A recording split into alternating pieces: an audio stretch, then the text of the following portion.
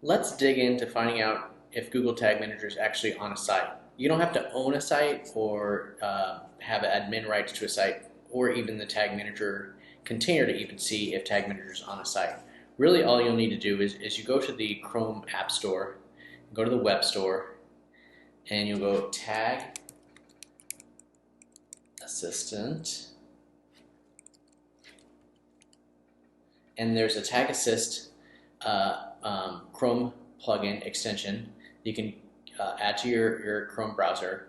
And when you go to a website, then once you've installed that, you'll get this little tag here, and you might have to activate it for a site. You can push this little star if it's not activated, or there's some settings here where you can actually turn it on all sites. But regardless, you can press that star, and then you can kind of refresh the page if it's not already highlighted, and you'll see this number popping up in the corner. Will kind of show you what's going on here. So if Google Tag Manager on the site, we'll have a little tag here.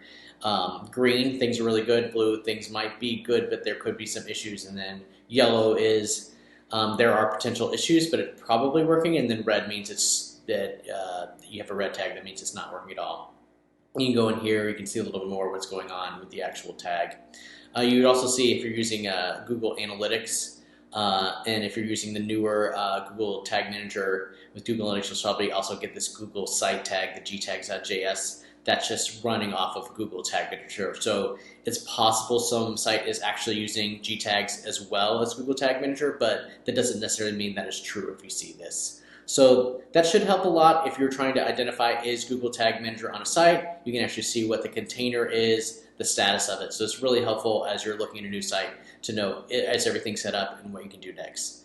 So feel free to subscribe if you want to learn more about Google Analytics, Google Tag Manager, Data Studio, BigQuery, and a lot of other Google products. Thank you.